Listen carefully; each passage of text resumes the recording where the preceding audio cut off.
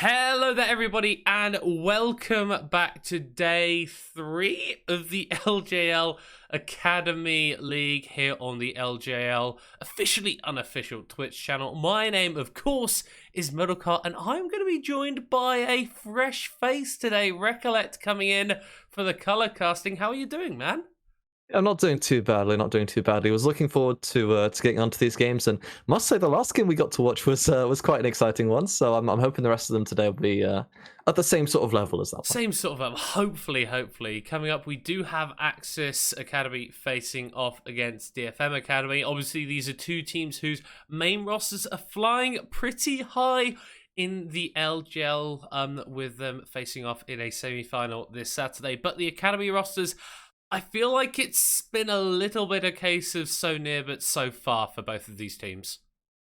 Yeah, at least for me, I feel as though Axiz has looked really solid in their first day, had a really strong performance against V3, but, as of yesterday, not really performing to sort of the same level, ended up going 0-2 in that one, and DFM, I believe, haven't picked up a win just yet. They've got their 1-2, right? Yeah, so they've been struggling as well a little bit, as you say, and I think that it's kind of an interesting series in general, this one, or at least this game is, because looking at the rosters, I feel like their strengths come from very different places. Specifically, I feel like the guy to watch in this series is going to be Nasuti, right, in the jungle for DFM. He had an insane set performance yesterday. About 5-0 in the early game, looked really strong. Couldn't transition that one into a win, unfortunately, but looked really solid. Yeah, and I think his counterpart in Mutton for Axiz has looked good mid to late game, but has definitely been exploitable early on. I don't think his pathing has really been the sort of level that we maybe expected from this guy coming in. Was one of the known quantities, one of these bigger names coming into Academy. But a couple of people that have really impressed me from the Axiz side have actually been Toltu and Dean T. Both have had very strong laning phases, and then when it comes to late game team fights, have dealt a lot of damage. Obviously, Toltu has had some pretty big performances on the Kennen, whereas Dean T's Ezreal was pretty disgusting to watch. Yeah, I think team fights are an interesting sort of aspect here, because if there's one thing I've noticed about Axiz is that their team fighting is generally very good. Yeah. As you say, Toltu finding beautiful flanks on the Kennen in game, day number 1, kind of solo sort of making those ones playable was finding these beautiful angles. But in general, the team does seem to know how to target focus correctly, the type of fights they want to be taking, and how to execute on those fights. Yeah, but then one of the big issues I felt like they had yesterday was a lack of proactivity. Oftentimes felt like they were bleeding objectives. I think they lost 2 Infernal Souls against them yesterday without getting a single Drake in return. So maybe you are looking towards Toltu to bring back those Kennen engages and start to make stuff happen for this team. On the other side, DFM Academy, whilst Nasuti can pop off on some of these oddball jungle picks like the Kayn and the Set, I think one of the things that this team is suffering from is they don't really have a strong focus. It doesn't really feel like there is an individual on that roster that can just take them to another level. Yeah, I mean, they have had that issue, right? And when we think of rosters and who is going to be on the upper end, to me, you always look at that star power. Yes. It's that one guy that you look at and you go, we're in a dire situation, this is the guy who's going to turn it around. And when I look at some of the quote-unquote lower teams, not in an offensive manner, they usually lack that star power. And to me, if there's someone that I am looking at, it's actually Ree. I think Ree has looked really strong on that Akali, which we saw, I believe, yesterday. Yes, against CGA, I believe. Yeah, had a really strong showing on that one, and to me, I think can do quite a lot if given the right resources. And as I said, Nasuti did a great job of taking over the game yesterday. If we see those guys combine, maybe to get Ree ahead, then transition that into CS advantages, into neutral objectives, whether it's the Herald, the Baron, or the Dragons, I can see the team starting to snowball, and maybe they can play through that type of playstyle to get a couple more wins throughout the later part of this tournament. That's all going to be starting in the pick and ban phase, which is upon us now. Axiz here on the blue side, DFM on the red. Couple of jungle focus bans actually coming out from our Narwhal team with the Lee Sin and the Trundle taken off the table. DFM focusing out Dicey's champion pool. Obviously, one of the veterans on this Axiz roster does have experience in the LJL, taking away that rel. It also has a double function, right? Because there's been, in terms of the jungle pool, it's been very limited in general. At the moment, I feel like the big junglers we can talk about is the 3 band and then Lee Sin, Diana. Realistically, not a whole lot else is coming up consistently throughout the pick ban, so banning these 3 outs kind of gives you the premier jungle option if you want it. Alternatively, you can just take a one trick you're comfortable on, and either of these 2 routes is going to be valid for the side of Axiz. And so, though, hovering over this Rise is a champion that we've seen a lot of people actually going towards, will be locked in. So this is quite a bold call. Nalicio hasn't really been a big damage carry for his team as of yet, but maybe looking to turn that one around against Rhea in the mid lane.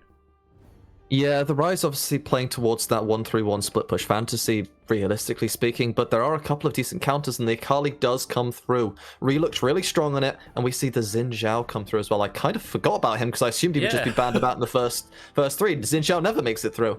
Mutton back on the Volibear did look very strong on that one as well in terms of the early game. So I like what Axiz is doing.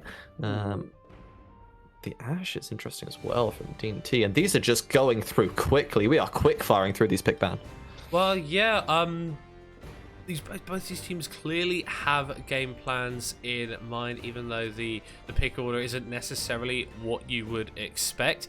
Is going to be that Kennen locked in for Van in the top lane, so denying that one away from Toltu I think is a very smart choice from DFM. We'll have to see what their top laner can do on the Lightning Rat. Yeah, we've seen we've seen quite a bit of this kind of priority, right? It's probably the most picked top laner in the tournament in general, I actually think, off the top of my head. Everyone is playing this thing, and there have been a couple of counter matchups people have been playing. I think we saw the Gnar come through from Momo yesterday.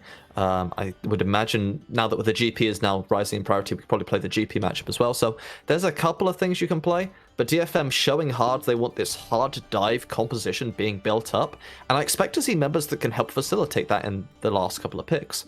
Things like the Kai'Sa can come through, maybe something like the Ezreal if you want to play the more safe side. The Nautilus is open as well, so there's plenty of engage and AD carries that can back that up that are available here. I'm expecting to see DFM play through that route. Yeah, as we are into the second phase of bans, actually removing the Nautilus themselves, also taking the Sylas off the table. I think that's very smart when you're playing a Kennen. Obviously, that is a massive ultimate that you can steal away. Nalicio has picked up the Sylas before, so it's a smart ban there. Axiz instead opting to take a couple of these supports off the table, so pinching that pool even further. Dicey is really going to have to be digging deep to pull out something here. But it will be DFM with the pick, and it looks like they'll go towards this set. With the Kennen and the Xin Zhao already locked in, that's saying to me that's a set in the bot lane. Yeah, the issue with set in the bot lane, I was going to say, is that you can now play a ranged-based support, and the matchup becomes very difficult to play. Instead, Axiz elect to go towards the Alistar, which I actually think kind of bails you out on the blind set pick a little bit. So I think that's kind of giving DFM exactly what they want, and I'm not massive on it. And then rounding this out with the Jace, so as we say, the 1-3-1 split push fantasy is online here for the side of Axiz, utilizing things like the Hawk Shot for vision control and the Enchanted Crystal Arrow to set plays up. And as I mentioned before, Ezreal, Kai'Sa both on the table, expecting to see one of those two come through here for Marimo, and it is the Ezreal locked in. Yeah, offers you a bit more safety in the bot lane, which means that Fujimoto, if they are so inclined, can start moving around the map, pairing up with Nasuti in the early game, try and get some plays going down onto the mid lane. Rise doesn't have a lot of mobility. We'll have access to the phase rush, but after that was nerfed a few patches ago, it doesn't really give you the movement speed that you want a lot of the time. So could be an angle for DFM to play around. Axiz, though, with this 1-3-1 composition, like you mentioned, very safe, sort of 3-person crawl in the Volibear, Alistair, and the Ashe. And when we get to the late game, this Jace and Rise can just take over. Yeah, and I actually think DFM is in a really awkward spot in this pick ban, to be honest with you. Because when I look at the pick ban material that comes through, there's a massive issue in terms of the fact that no real plays can be made on the bot side. And when you look at a potential map state in which the top side does end up getting split map state where Axiz can get towards the top side, this cannon is going to be completely undefended, and that could absolutely snowball the game into a massive advantage for the side of Axiz. And if you flip the script and the Xin Zhao goes top side, I don't think the same thing happens with the Jace. So I feel as though Axiz, if they can split map and get themselves, Mutton clearing on the top side and force Nasuti onto the bot side, I don't think with Set Ezreal you can really make the same level of plays onto this Ashe Alistar lane, and could be a really easy avenue to set up that 1-3-1 split push by enabling both of your solo laners. And then even when we get towards the teamfight stage, it's not like DFM have massive engages outside of Van on this cannon. So if Axiz are putting up sufficient wards, which you can do, grabbing the vision with a Hawkshot, it suddenly becomes a lot more difficult for DFM to actually play into you. Yeah, this is kind of why I think the Nautilus ban doesn't make a whole lot of sense, unless there's a potential, champion pool issue for the side of Fujimoto. Because when you're in that situation, they've banned out the Thresh is gone, Rel was gone, Leona's gone. You banned the Nautilus yourself, and then you pick support. But you want to play engage support because you're playing a full, dive-based team comp. So how much engage supports are actually left on the table? It's just Alistar, and that's kind of awkward to play into this opposition composition. So you end up not wanting to take it, and then you're forced onto this, set Galio maybe, and realistically speaking, you kind of just pinched yourself for, in my opinion, kind of no reason. Yeah, well, I think it was some good focusing by Axiz in the second ban phase, obviously removing the Thresh and the Leona, I believe it was. So recognizing the composition that DFM wanted to go for, and have forced themselves into a position, and forced them into a position where they couldn't actually pick up too many strong champions. Obviously, though, we will have to see how it plays out on the Rift. Both these teams currently sat at 1 and 2. Recollect, is there a composition that you're particularly favouring? Do you think there's one team that have got a clear advantage? I mean, the thing is, both teams are trying to do different stuff, right? I mean, as I said before, Axiz is trying to play that 1-3-1 with the Ryze Jace. The longer the game goes on, the more I feel like that is going to be very difficult for the side of DFM to answer. However, it really depends on whether or not those solo laners can get ahead, and if Axiz can get any early objectives in terms of the dragons. Because I expect them to get the Herald, but if they get any dragons, that's a 5-minute timer added to the split push time, the split push bank. So any time they can add to that is going to be massive in terms of avoiding team fights versus the DFM team fight composition. So if I see DFM giving either of the first 2 dragons over, it's kind of going to be a really difficult spot for them to actually contest when we get to 20-25 minutes. Yeah, because grabbing those drakes, not only does it give you power in itself, it also forces your opponent to actually come into you and fight you. With Drake's Souls not necessarily being game-ending in a lot of scenarios, but still being an incredibly powerful buff, and meaning that you can set up for stuff like the Baron and the Elder a lot easier. It's not even necessarily about the raw strength of those, it's about creating fight opportunities for your composition. We will be jumping into game now for Axiz Academy facing off against DFM. Like we mentioned, both teams currently sat at 1 and 2, looking to put a second W on the board. Yeah, absolutely. And it looks like no one's going for any sort of cheese-based scenario. So I like the fact that everyone's just sticking to their own thing. But as I said before, it's interesting to me that we're not seeing that potential invade come through from Axiz. I would have liked, honestly, for them to, try and set up that split map state, as I mentioned before. But honestly, yeah, I want to see both the junglers really pathing towards this top side to try and influence that one. Because if this Jace gets shut down, I feel like it's very difficult for Toltu to have any major positive impact in this game later on. Yeah, looking over to the runes very briefly, it will be the Airy on the Jace. Now, I'm not a big top lane enjoyer, but is this standard for this pick? Well, Jace has a lot of different rune pages available, right? The reason for the Airy is, I'm assuming, because of the power of that level 1, you can get multiple little pokes off, and the extended trade isn't going to be necessarily amazing because of the cannon. Once he gets that stun off, can start doing things from level 3. I always love Ryze W start. It does the same damage as everything else, and there's not a whole lot you can do about it. So Nalicio playing that very well in the early game. And both junglers pathing here towards the top side, so they both want to play for this top lane matchup. I want to see Toltu use that Airy and the early power, push the first 2, and then have it crash back, and then Mutton is absolutely in the perfect position to gank the lane. Yeah, and I think that's one of the issues that Axiz had yesterday, is Toltu and Mutton didn't really pair up to create amazing gank opportunities in the early game. We did see a couple of times that he was actually on the volley bear. Yesterday was the Axiz jungler, went towards the top side whilst the wave was sort of in an awkward position for him to get a gank off. So we'll have to see if they've been working with the coaching staff and I've seen that as an area that they can improve. Blitzcrank bot not really favouring either team massively as we go throughout. I'm seeing a little bit more blue than red, so Axiz in the advantage, but Toltu pushing that wave in. Looks like it may bounce fairly soon.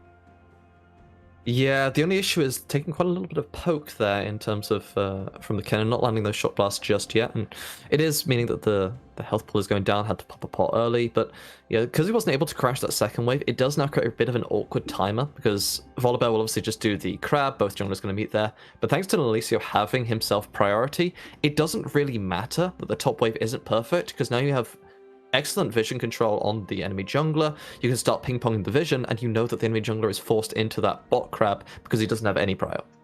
Yeah, as we look down towards the bot side of the map, it doesn't feel like there's going to be too much kill pressure from either of these 2v2 lanes. Ashe and Ezreal, not known as the most aggressive ADCs. Obviously, you can always arcane shift forward, but oftentimes that'll be leading to your death rather than to you grabbing anything positive.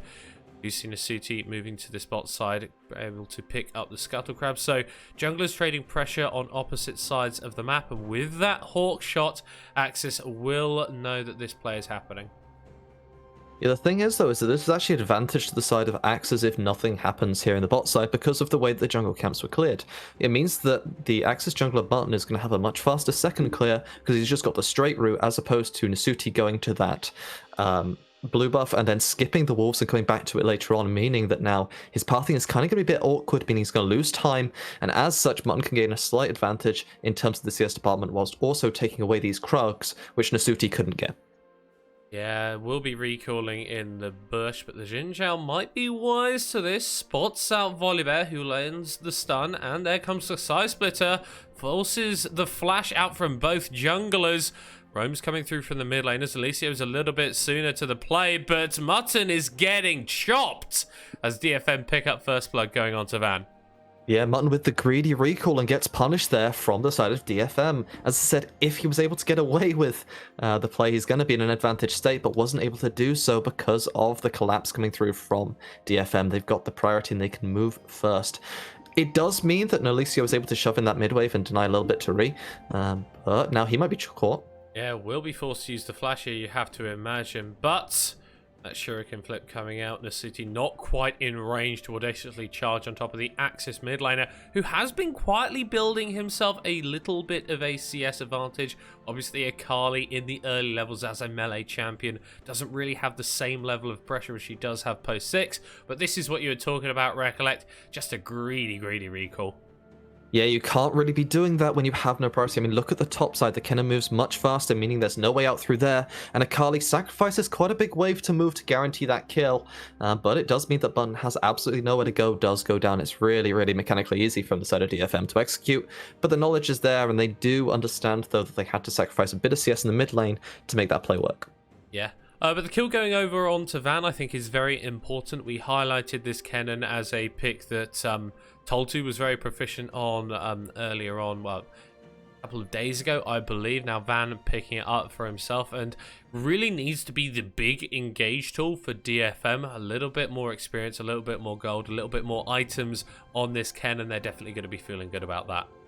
Yeah, absolutely. And on top of that, it's the primary sort of backline access threat.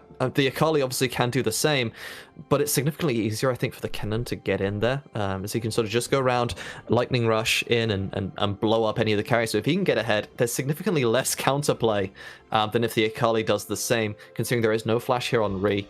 So Dent has a little bit more ability to get away than from this Kennen. And you know, at the same time, I feel like mitigating that sort of split push threat by having your own solo laner get so far ahead, it sort of prolongs the clock that Axiz has in the side.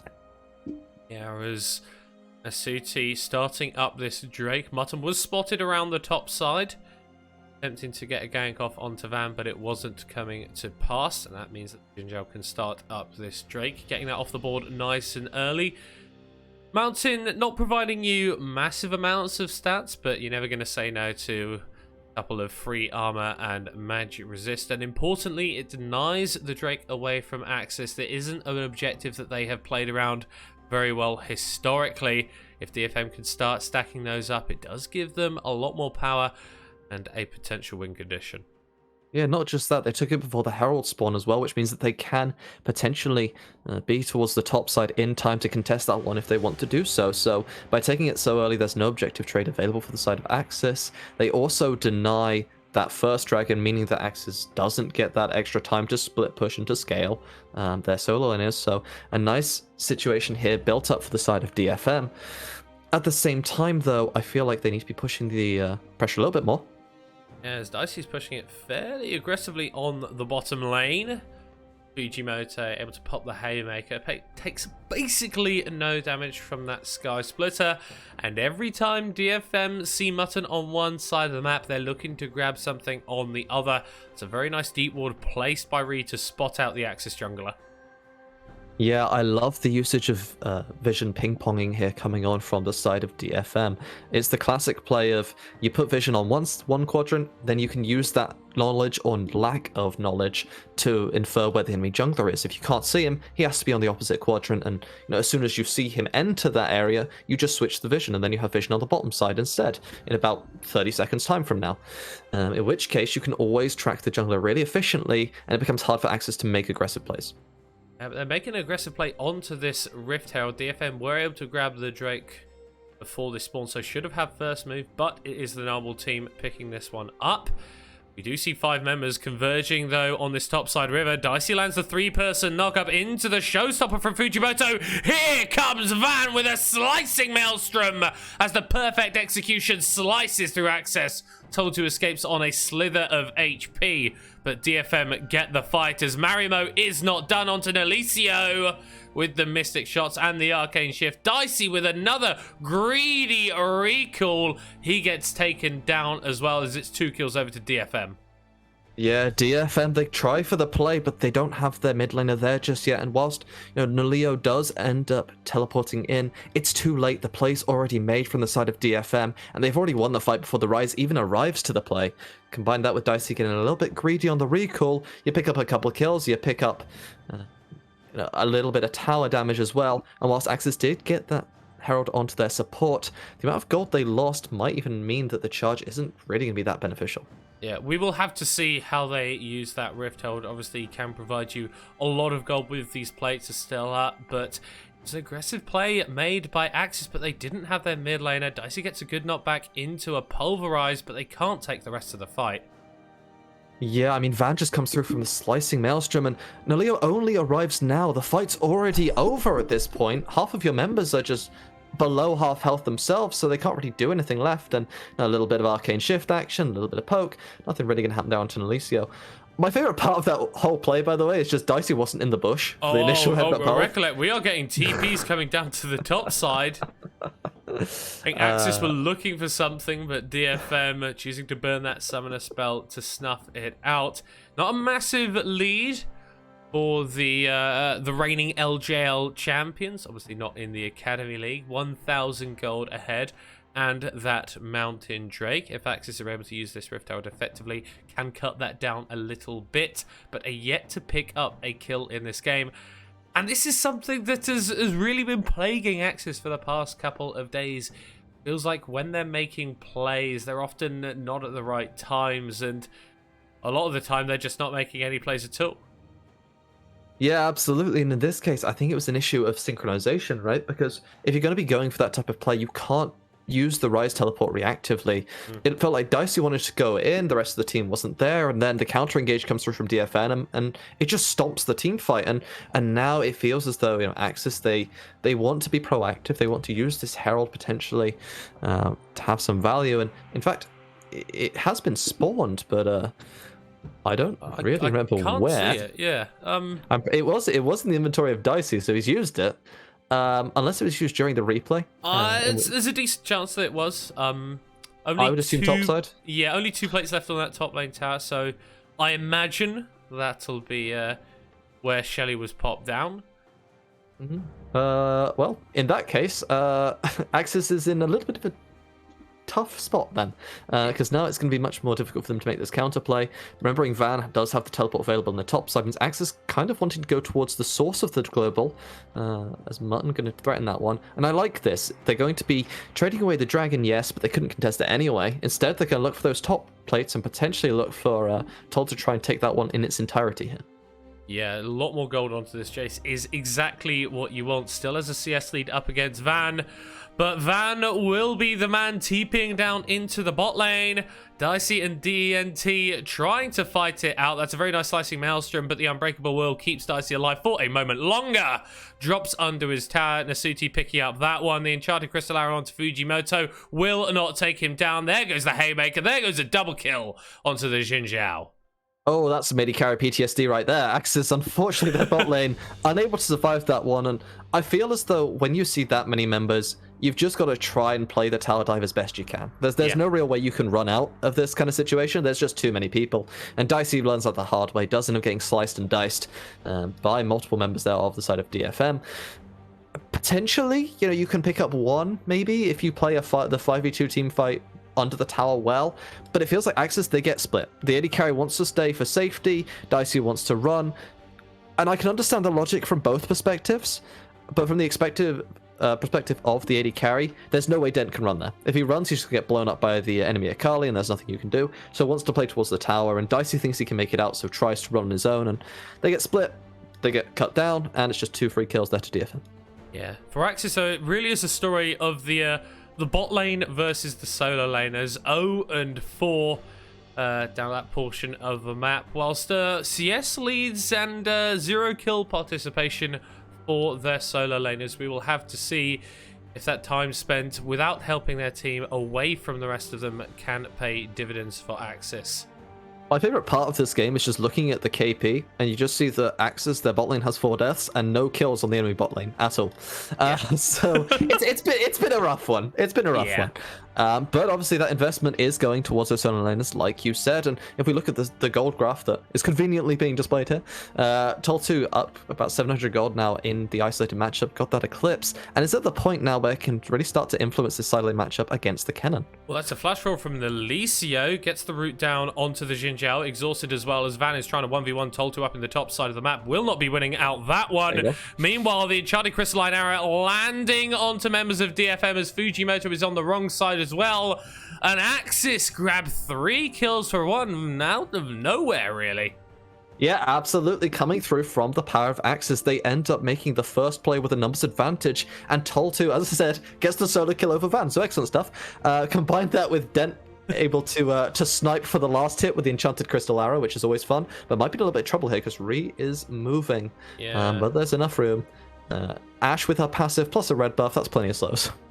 Yeah, we'll be slowing you up as Mutton looking to grab this second Herald.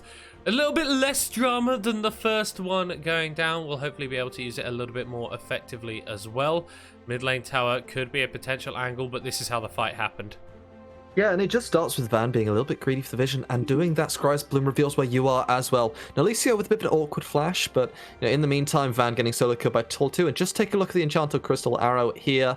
3, 2, 1, and pop!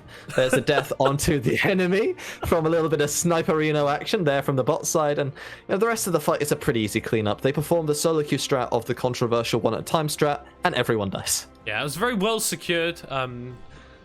That's how I use my arrows. I don't think they would have got that kill if it wasn't for the Enchanted Crystal Arrow, or at least that's what the Ashe will be saying. First kill of the game for him. And Axiz looking a little bit better. We talked about them not being a team that really does stuff proactively, as Rhea is making proactive plays onto Toll2, forcing the flash away from the Axiz top laner. Yeah, unfortunately for Toll2, he has to keep his range against that Akali, and if she can get on top of him, it's going to be very dangerous, so had to blow the flash there. DFM, I like the pick attempt there from Ree, blowing that summoner onto the enemy Jace. It's going to have massive implications for that side lane situation, as the Van obviously has his TP, his flash up a little bit faster than Toll2, meaning they can potentially look for a slicing maelstrom play onto the Jace later on down the line, so I like the proactivity there from the DFM mid laner, and just the knowledge that that catch was possible. Oh, recollect, that slicing maelstrom play could be coming through a little bit sooner than maybe we thought, as the Infernal Drake is spawning in 25 seconds time. Would be sole point for DFM, as we now see both teams fighting for mid lane priority, although that's going to be a TP in very early. DFM already with 5 members of the mid lane. Axiz yet to respond, and they're just seeding pressure over to DFM around this objective. Yeah, it's smart from DFM. You have to set it up first, but Tol2 might be the one getting caught out now. Does spot the members out, though. Good stuff from him. Nalicio made this mistake earlier where he didn't teleport before the fight. He's making the adjustment now, realm warping, but it might be a bit too late because the dragon's already being aggroed. Yeah, it's already gone. When Dicey's the closest member to it, that's a bad time. Axiz, though, looking for a fight now. Enchanted Crystal Arrow lands onto Fujimoto, but that's not the target that you wanted. Volleys coming out, just slowing members of DFM. But Axiz, they don't want to fight. They just want to go more towards this mid lane. I mean, to me, I feel like that's a macro monstrosity there from the side of Axiz. I mean, I just feel as though on the current spikes of items, they can absolutely fight as they are. Look at the damage from the Jace. He doesn't care. Imagine they set this up first. They're the ones that are poking before the dragon starts, and I feel like they can do quite a bit of damage. Yeah, might be looking to do some damage to this mid lane tower as the Herald is spawned up. Dicey pulverizing the city on the backside. And Axiz backing away. They are able to get the charge off and take down that tower. But like you said, a little bit of a macro monstrosity. They do pick themselves up a little bit of gold, though. Yeah, the biggest problem with the last play, not the Herald, obviously, the Herald play is absolutely fine, is the fact that now you create a situation where coin flipping is almost always negative for the side of Axiz, because it's just because of the way in which the flip works, right? Because think about the positives and the negatives to whether you win or lose that. Well, if DFM loses, you lose the Infernal Drake. It sucks, not a big deal. Axiz lose it, they lose the Infernal Drake and the soul itself. On top of that, you put Elder on the table, which is absolutely what DFM wants to spawn before these side laners really come alive for the side of Axiz. So it feels as though, that kind of mistake is going to have ramifications in about, 4 or 5 minutes time later on down the line, as it just enables DFM to do a lot more when they hit these 2-item spikes, which their champions are so strong on. And I was so worried about Axiz coming into today because the Drake Soul was something that they didn't seem to know how to play around, and it's unfortunate that they haven't fixed those issues for today. Still in the gold lead, so theoretically in the advantageous state. Item completion is going to be coming through soon. Once this Muramana ticks over onto Tol2, he's going to be big. Witsend onto DNT would be nice as well. We might be looking to catch Nalicio in the side lane as multiple members of Axiz are roaming around. Yeah, the Akali absolutely at the point where you can 1v1 rise pretty consistently and pretty easily, honestly. So I like the knowledge there from Nalicio to back away, just play a little bit safe, play a little bit calm. And at the same time, DFM's top laner Van doing the exact same thing, aware he's on the weak side, and just sacrifices the turret. It's absolutely the right play. Yes, it's the fourth one of the game actually for Axiz. DFM yet to pick up a tower of their own, so a lot of standing gold still on the map. If our red side team can get a quick team fight off, then there's even more gold to be gained. Baron is on the table. 20 minutes into the game, neither team has really looked too far towards it. Recollect, with that chunk onto Marimo, is there a team that should be looking to get stuff done right now?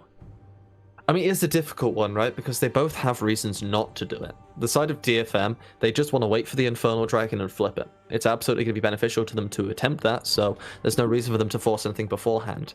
For Axiz, any situation which they can wait is going to be solid for them, for their solo laners. The Rise currently in between building and his second item, at the same time, Tol2 currently in a situation where the Manamune isn't quite there yet at full stack. So it's going to be an awkward one where I expect no one to really start it just yet, and probably just ends up being a dragon flip, which honestly for the side of Axiz is kind of awkward. They need to force the vision through the mid lane by getting prio, setting up vision control, and poking the members of DFM before they fight. Yeah, but this is exactly what DFM want to be doing. Pick up their first tower of the game, and it's this bot lane outer. Means they can push the vision line around this Drake a little bit further. That's spawning in 1 minute's time. Soul for DFM is on the table. Axiz looking to pick up their first Drake in 3 games. They are moving into the river, trying to clear out this vision, but there are scattered wards in the river. that DFM still have available to them. Yeah, and the key one is that dot bush ward there for the side of Van can absolutely land a TP flank that could be killer into the Axiz backline if it isn't swept away. And as of yet, still is currently there, but I feel like it might be expiring, unfortunately, just before the Dragon is really going to be a threat to the side of Axiz. So, Enchanted Crystal Arrow, though. Yeah, directly onto the set, but that's a really nice response from Nasuti. Gets into the backline and stops the aggression from Axiz. No one has fallen apart from the Jin Chao, apart from the set. This is the flank from Van, but he gets bopped out of the fight. Meanwhile, on the backside, DFM members trying to do the damage. Mutton goes into the Zhonya's, looking kind of freaky on the volley bear, as that's gonna be the Shuriken flipping from Ree, but he's taken low. Toltu goes in, gets one more hit onto the Akali, taking her down as Marimo can't kite fast enough. It's Axiz taking the fight 3-1. Yeah, great stuff there from the side of Axiz. It was so close for DFM. They almost found everything they needed, but the crucial disengage onto the Slicing Maelstrom was found during that fight from the members of Axiz, and it saves them completely. Van had a beautiful flank attempt, but it doesn't come through, and whilst Ree tries into the backline, it's not enough. And, you know, the engage is really nice from the side of Axiz. I like the usage of the Enchanted Crystal Arrow here onto Fujimoto. Does land a beautiful one, and, you know, off the back of that, you expect them to just one-shot immediately. And Fujimoto, you know, he unfortunately does take quite a bit of damage, but is able to stall out thanks to Nasuti. At the same time, though, they're only going to go down pretty quickly. But here comes Van's attempt, and look at the pulverize that's coming through there, or rather the headbutt from Dicey. Beautiful disengage onto Van to keep them alive, and from there, it's just micro mechanics coming through from the side of Axiz. Ree did so much in this fight, but it's not enough, unfortunately, for the Akali. The key moment was that disengage from the Alistar. Yeah, and you'd have to feel as well that if Toltu had that transformed mirror mana at the start of that fight, that 3k could have been 4k as multiple members of Axiz dealing the damage, but Marimo definitely no slouch. Nasuti going in onto Mutton, who is forced to go back in with the Stormbringer. That's a Maelstrom that's more like it. 2 kills already for DFM. A massive knock-up by Dicey, but it's not quite enough. Marimo is dealing the damage with the Mystic shots on the backside, and DFM turning around to grab the fight. And Axiz go from a fight where they're already set up and they're ready to engage, they've got all their members, to just scrapping in the mid lane and dying. It's the classic Axiz swap. And unfortunately, it doesn't work out for them. And it means, though, that DFM starting up that Baron, they have their jungler available. It's a 2-person defense attempt here from Axiz, but I love the TP to dissuade here from Van. Yeah, doesn't have the ultimate, although does not need it. 2k HP on the Baron and will be falling. Teleports available for the Axiz solo lane, as though they could get in the middle of things. Nice headbutt pulverized combo with the stun onto Nesui. That's 1 kill going over to DFM already, but DNT will be able to turn it around. Toltu on the backside needs a massive shot blast onto 2 as he's going to jump forward onto Marimo and take him down. DFM get the buff, but they pay for it with some blood. Yeah, 3 down, so 2 get the buff there for the side of DFM. It's Fujimoto and Nasuti, and it's just great from Axiz. They play it slow, they utilize those teleports from their solo laners to impact the fight afterwards. I love the slow chase from the side of Axiz, and Dicey makes the right call. Goes aggressive, sacrifices, but it's all in the nature of buying time, and the shock blast came through from Toll 2. Cleans everybody up. It's lovely to see there from the members of Axiz. Here's like the initial engage. It was a little bit awkward here from the side of Axiz. Nice engage from Nasuti, and it just gets a little bit shaky, and that gives enough disruption for Van to land a key slicing Maelstrom. For a second, it looks like Malicio can turn this around using that spell flux damage, but unfortunately doesn't get one more rotation off, and as such ends up going down. But here comes that slow chase we were talking about. Van takes the reset, comes back with that teleport for full HP, but no one can really stop this Alistar from walking up, because look at the health bars. No one can tank this Baron really effectively. Nasuti is going low, Ree can't do anything, so Dicey just engages onto the carries and buys time. He knows he's going to die, but that doesn't matter, because everyone is 1 HP at this point. Van is absolutely dead to rights, and from here Toltu lands the shock blast, blows up 1, runs down Marimo, and Ree luckily gets away with his life, as Dent didn't check that one with the volley. But it's a difficult one now for the side of DFM. A difficult one for Axiz, though, as it is Infernal point to number Infernal Point number 2 Electric Boogaloo for DFM.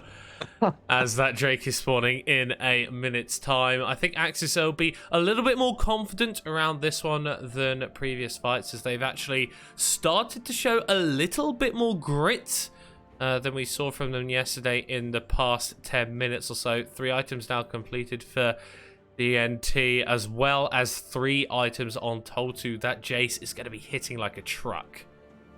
Yeah, and I like the fact that, this Rise is resetting here from the side of Alicia. I think it's worth mentioning here because there's no teleport really available for the Rise, so he's going to be forced to use that Realm Warp.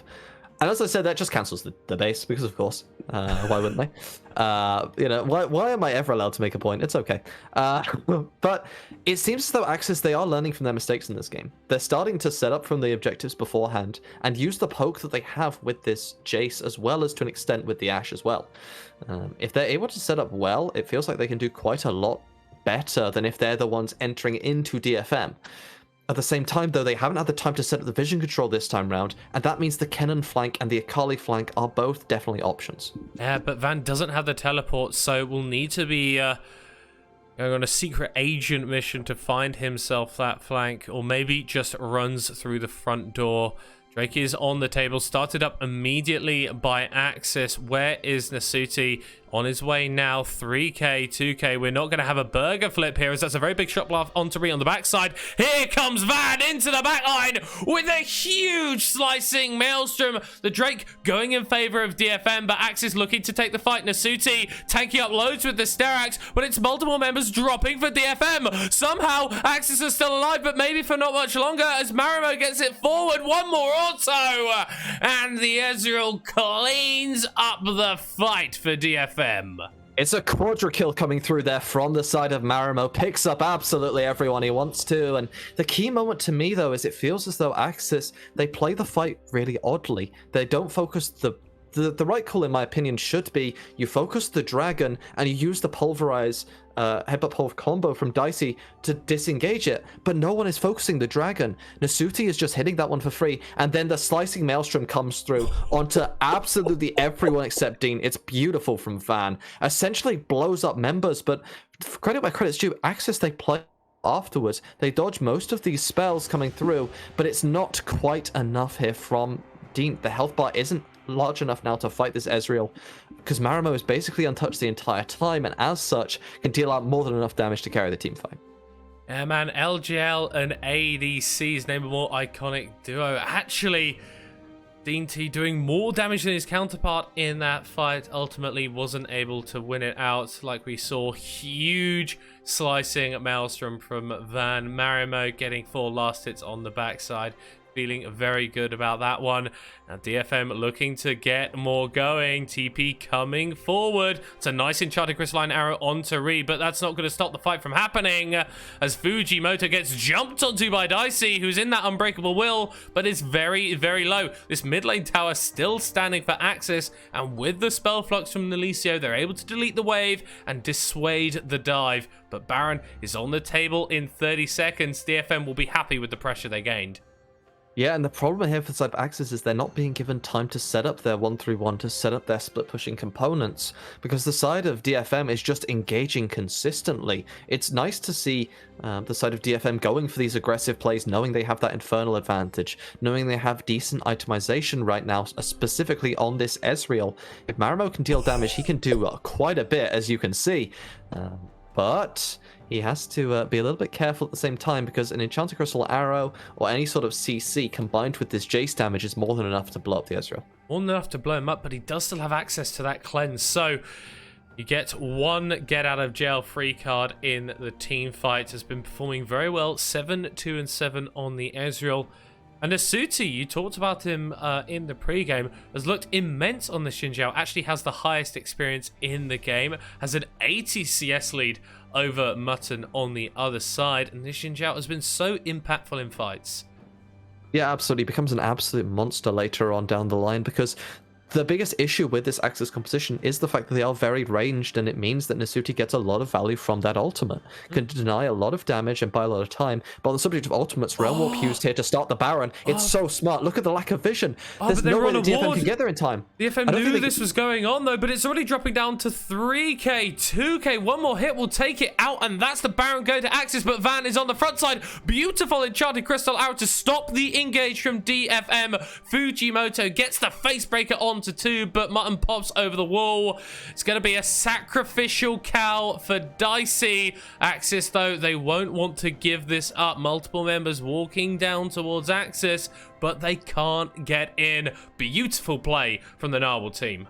And it might just give them a little bit of life in this game, because it means now they can set up their waves the way they want to. They can establish the 1-3-1, and it's so smart. I mean, look at the play from the side of Axiz. They push this one out, and they've realized, hey, the enemy team is on reset. You know what that means? It's Baron time, and when you look at this composition, Ryze, Jace, Ashe, the damage is there for sure. And when you see the Xin Zhao so far away, by the time they notice it's already 6k, there's no way you can close that gap. And at this point, it's Operation Escape from the side of Axiz. They blow everything to get away. Enchanted Crystal Arrow, Headbutt Pulverize, even the Volibear attempts to do a little something.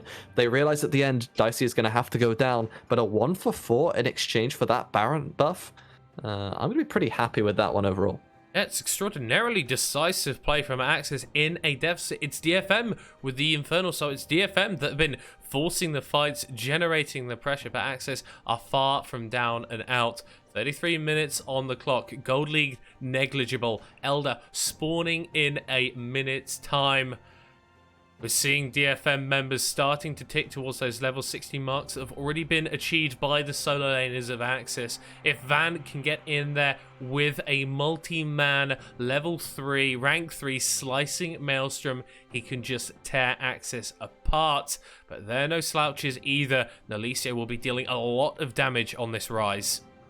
Yeah, but on the other side, we got to keep an eye on Marimo, right? Because with that Infernal Soul, the Ezreal poke is not something you can ignore. It's going to do plenty of damage, and he's absolutely got the optimization to damage you pretty badly. Dicey, one of the tanks, already taking a decent amount of damage from just the one Mystic shot. And at the moment, the Elder spawning in a couple of seconds means that DFM needs to try and get priority. The arrow lands onto Fujimoto, it could be trouble. Yeah, but there isn't the follow-up onto the set. Trying to kite them out in the river, but will not be fouled out ultimately as Mutton pops the Sky Splitter, but won't follow it up. And Axiz, even though they had the mid lane push, once again seeding pressure around a Drake. Yeah, now they've got problems because they don't have that Enchanted Crystal Arrow Engage ultimate available. The Axiz composition is very one-dimensional in that regard. Now they're relying purely on Dicey, realistically speaking, and they can't enter blind, but Nasuti gives them an out. Yeah, he's just going immediately onto them as there goes Ree, who gets knocked back immediately, but that means that Van can get into the fight with the slicing Maelstrom to end the game. 3 kills going over to DFM. DNT trying to do what he can, but it will not be enough. And that's going to be another kill. That's going to be the ace for DFM. They don't even need the Elder at this point. They could just watch straight up this bot lane and end the game. Yep, they got themselves that bot wave, as you mentioned, and the key moment there is the fact that Ree goes in, blows that Pulverize and the headbutt from the side of Dicey, and it means then that Van is absolutely free to go ballistic. There's no disengages available. Remember, the arrow was blown, so Van goes in, slicing Maelstrom onto absolutely everyone he needed to find there from the members of Axiz, and that's going to be a nice win there for the side of DFM. Going 2-2, dropping Axiz down to 1-3. Big performance from multiple members on the side of DFM as they picked up the victory. Yeah, and I mean, we need to talk a little bit about sort of, you know, whilst there is all of the positives with DFM, there's the opposite side too for Axiz, and right, the Dragon problems are still there. They're not prioritizing those objectives, and they're not setting up right either, and it feels like, you know, whilst the early game is there, they're getting advantages, they aren't converting correctly because they're not getting that objective set up quite right. Yeah, it feels like they're just not focusing enough on these objective setups. And whilst there were some very good fights for them after DFM got the Infernal Soul, DFM still got the Infernal Soul. So we're going to have to see if Axiz can clean up their play in the next couple of days. Because I think we're both going to agree in this point that Axiz they've got good players on their teams. We saw their solo laners getting like CS leads up against their opponents, but then the teamwork, the coordination just doesn't feel like it's quite there yet. Yeah, and coordination is the key word, right? Because when you play something like a 1-4 or 1-3-1 comp, the key sort of aspect of it compared to most compositions is coordination. You have to know where everyone is, you have to know exactly what you're doing, and you have to keep tracking the enemy at the same time. And I have to ask, how many times did we see after 15 minutes Jace or Ryze actively pushing the side lane to get a tower? I don't think I saw it the entire game. But legitimately, I genuinely don't think I did. And that's a problem, because that's the whole point of the composition is you're pushing and you're punishing with towers, and then you use that pressure to then to either get a neutral objective or to get yourself a favorable fight with the rest of your members, or if you are just going to win in isolation with no one coming to you, you just take towers and you just take objectives freely. But it felt like they never got to that point, despite having the composition to do so. And to me, that's either a lack of knowledge on the composition, or it's a lack of knowledge as a team on how to perform with it. Yeah, rough stuff for Axiz. Obviously, massive congratulations to DFM for evening up their score. We're going to be going to a short break now, but stick around because in a few minutes' time, we have got Rascal Jester versus CGA Academy. Don't go anywhere.